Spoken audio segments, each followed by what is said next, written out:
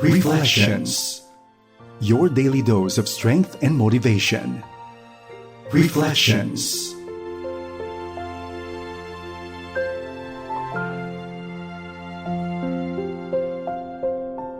Magandang araw at salamat sa iyong pagsama sa akin dito po sa programang Reflections sa FEBC Radio TV. Ako po si Ruth Del Ramadizon. Saan man po kayong dako ng mundo naroroon, samahan niyo po ako sa ating pagbubulay-bulay sa sinasabi ng Psalms 34 verse 19. The righteous person faces many troubles, but the Lord comes to the rescue each time. Kumusta po kayo, kaibigan? Kayo po ba ay nasa mabuting kalagayan ngayong gabing ito, ngayong araw na ito? O nakaranas po ba kayo ng isang bagay na sa halip na makapag-encourage sa inyo, ay nakapag-discourage ng lubusan? Sa halip na matuwa ay napawi ang inyong katuwaan at napalitan ng lungkot. Meron po talaga mga araw na gano'n, yung parang okay na sana, pero may natanggap tayong balita, meron tayong narinig na hindi natin nagustuhan, merong mga bagay na narinig, na experience tayo, na talaga namang nakaka-discourage, nakakapanghina, at minsan nakakagalit din. Hindi natin maramdaman kung ano yung ating nararamdaman sa ating isip at puso, pero hindi okay, Hindi tayo okay. If so, hindi po kayo nag-iisa. Sapagkat dito po sa mundong ito, hindi naman po siguro sikreto na sa atin na ito'y puno ng both goodness and trouble. Parehong maganda at hindi maganda. Hindi pwedeng puro maganda lang ang ating mararanasan sa mundong ito o puro pangit lang. Talagang minsan halo-halo, ika nga.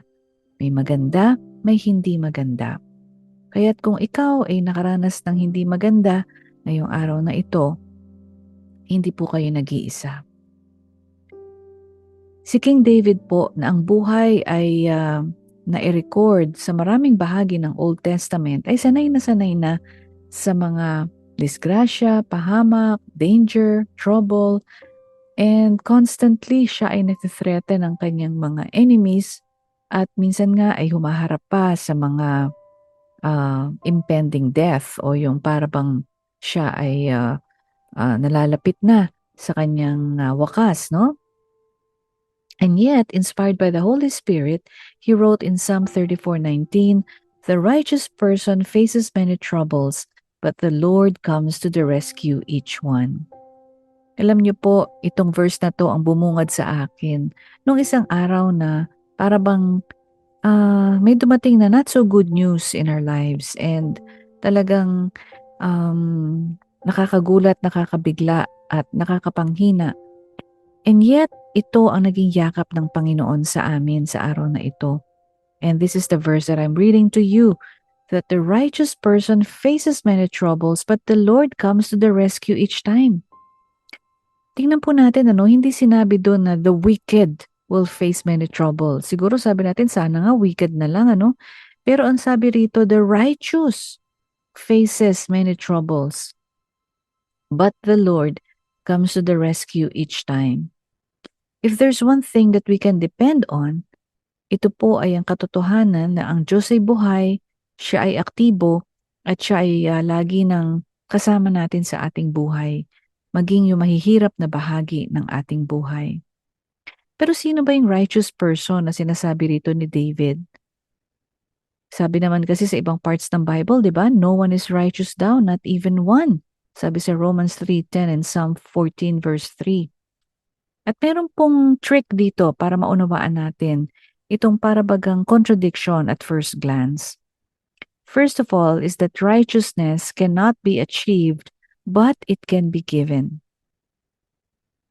Ito po ay hindi natin makukuha sa ating sarili lamang, pero ito ay pwedeng ibigay. When we trust in God as well as His Son, Jesus Christ, who sacrificed His life so that we could truly live, we're trusting that His righteousness will extend to us as well. To put it simply, a righteous person is one who relies on God's righteousness. Ang ating pong righteousness ay dahil lamang sa kabutihan ng Diyos. Parang unfair, parang hindi natin deserve, di ba? Pero yan po ang tinatawag natin na grace. And it is by grace, through faith, that you, can be counted on as righteous. We cannot work for it, and we cannot buy it. And because of that, when we are facing hard stuff, we can expect God to show up in a million unique ways. Not because we're righteous on our own, but because He is righteous on His own. And His righteousness has no limits. So how does God show up? He guides, He comforts, He corrects, He reroutes, He reminds us of true things. He helps us persevere. He brings wisdom and discernment to our minds. He inspires others to help us. He compels us to help others. He gives us peace in the midst of trouble. He encourages us as we stand boldly in faith. He works and works and works in mysterious ways. And if just when we might be wondering if our neediness is becoming a nuisance to God, remember this: God's presence is unending, inexhaustible, and His resources are limitless. Kapag minsan naisip na natin, nakakaistorbo na ba tayo sa Panginoon? Nakukulitan na kaya siya sa atin? Isipin natin, ang presensya ng Diyos ay kailanman hindi natin kayang ubusin. At ang kanyang kapangyarihan, ang kanyang resources ay walang hanggan. And it's good to need God every moment of every day, to breathe, to survive, to flourish. So yes, my friend, trouble will come, but God will never leave your side. Let us pray. God, we know, because we experience, that in this world we will have many troubles. But I know also that you are with me. I know that you know how to deliver us, O God.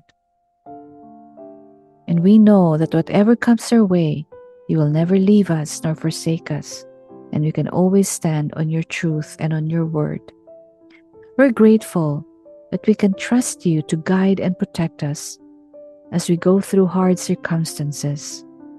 Please give us peace during challenges and allow us to rest with the promises that you have made. In Jesus' name, Amen. Maraming pong salamat sa inyong pagsama sa akin dito sa programang Reflection sa FEBC Radio TV. Ako po si Ruth Larama Dizon. Remember, the righteous person faces many troubles, but the Lord comes to the rescue each time. Psalm 34, verse 19. Nawa po, yan ang inyong baunin sa inyong paghimlay o pagtulog o pagpapahinga sa araw na ito. Hanggang sa muli po, magandang araw sa ating lahat. Reflections. Your daily dose of strength and motivation. Reflections.